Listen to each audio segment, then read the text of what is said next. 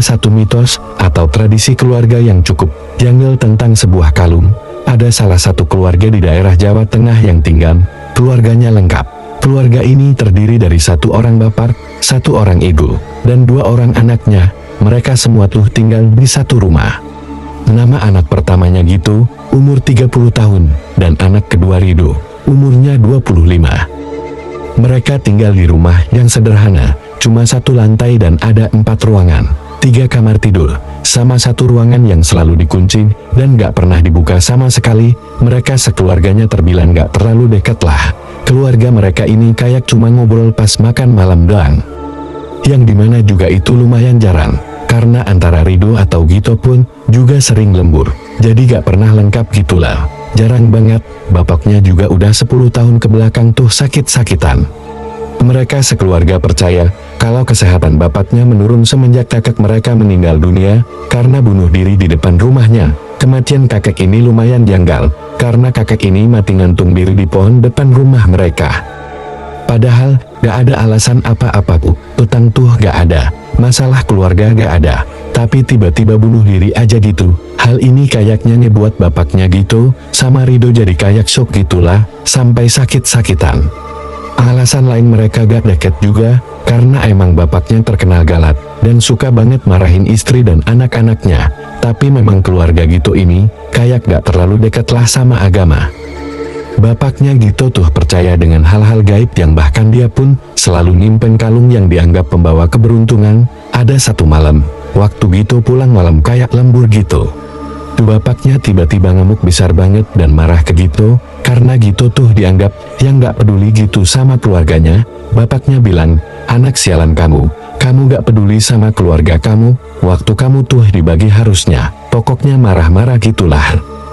Gito ngerasa sakit hati banget, karena dia ngerasa dia kerja pulang malam buat nafkahin keluarga juga gitu. Nah di situ akhirnya mereka berantem besar, sampai-sampai Gito tuh keluar rumah, kayak pergi dari rumah gitu kabur. Gak lama selang dari kejadian itu, bapaknya ini kayak makin sakit parah lah. Gito disuruh pulang sama ibunya buat jenguk bapaknya nih. Tapi si Gito tuh keras banget, dia tetap gak mau karena masih sakit hati.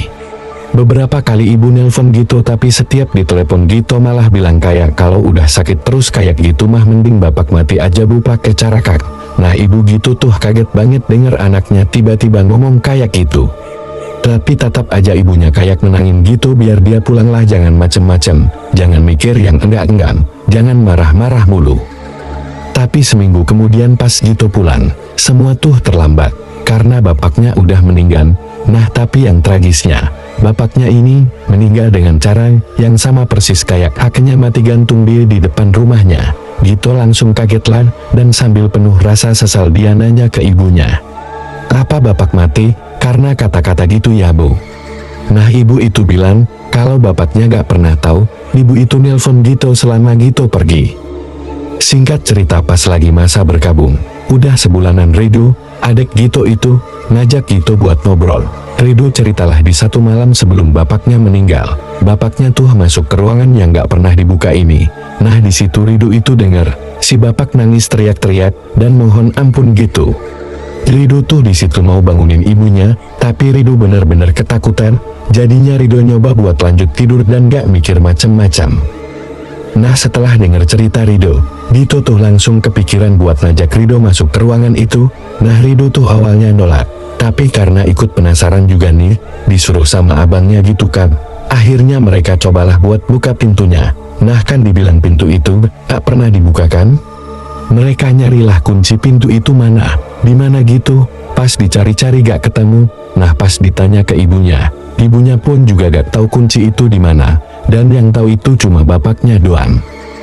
Akhirnya karena Rido dan Gito nekat banget, dia tuh ngedobrak pintunya.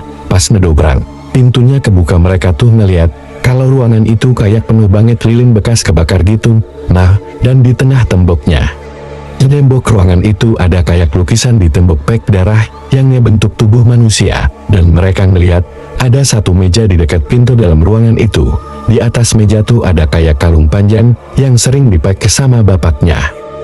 Nah di situ Tiba-tiba Gito sama Rido tuh denger kayak bisikan kenceng banget. Mereka denger kayak ada suara bisikan, "Sudah waktunya kamu." Nah itu tuh berulang-ulang kali kayak suaranya pun di mana-mana gitu loh kedengerannya. Nah Gito sama Rido langsung paniklah. Dan langsung berdoa saat itu juga. Pas Gito lagi berdoa sama Rido nih, berdoa kenceng banget, tiba-tiba mereka denger ibunya langsung kayak ketawa kenceng banget. Paniklah anak-anaknya kan langsung ke kamar ibunya, dan mereka ngeliat kalau ibunya lagi kesurupan. Nah di waktu ibunya lagi kesurupan, ibunya kayak manggil nama mereka kencang banget. Tapi yang jelas, bukan suara ibunya gitu, kayak suara sosok itu gitu. Mereka dengar suara dari ibunya bilang, "Kamu terlalu dini buat masuk, seharusnya kamu belum waktunya kesini." Gito sama Rido langsung nanya, siapa sosok yang ngerasukin ibunya, dan sosok ini bilang kalau ternyata sosok itu penunggu yang udah ada di keluarga mereka selama bertahun-tahun, puluhan tahun, bahkan setelah mendengar penjelasan sosok yang gak kelihatan itu. Gito dan Rido langsung panik banget. Sosok itu ngejelasin kalau yang mereka temuin di dalam ruangan itu adalah benda pusaka dari nenek moyang mereka. Benda itu ngasih kekuatan gaib, tapi dengan imbalan kayak sebuah kutukan, dan dalam tanda kutip, yang akan menimpa setiap generasi keluarga mereka. Kakek mereka yang sebenarnya tuh mencoba kayak ngakhirin kutukan itu dengan cara ngebakar ruangan itu, tapi ternyata gagal dan malah kayak dikasih bisikan yang akhirnya ngebuat dia stres dan bunuh diri. Bapaknya itu sebenarnya juga udah berhasil nih buat ngelepasin kutukan itu dengan melepas kalung yang dijadiin tumbal itu. Tapi pas Gito dan Rido ngebuka ruangan itu, mereka itu gak sengaja buat memulai ritual itu kembali. Padahal udah dikunci sama bapaknya. Setelah malam itu, mereka langsung nyari pertolongan lah. Mereka langsung ketemu sama Ustadz terkemuka lah di daerah sana, dan dipanggil lah buat ngebersihin rumah dan kutukan jahat dari keluarganya itu. Si Ustadz itu kayak baca rahasia suci, ngedoain banget. Intinya si Ustadz ini berhasil lah ngusir sosok penunggu dan ngebersihin kutukan keluarganya. Setelah kalung itu ketemu sama Ustadz ini, akhirnya Ustadz ini ngebersihin semua sampai sekalung-kalungnya pun juga dibakar. Dari situ Gito dan Rido belajar banget dari pengalaman kelam mereka itu. Mereka tuh jadi sadar kayak pentingnya buat tahu warisan atau mitos keluarganya, dan mereka akhirnya kayak berhati-hati banget terhadap kutukan gaib yang ngebawa petaka buat keluarga mereka sendiri.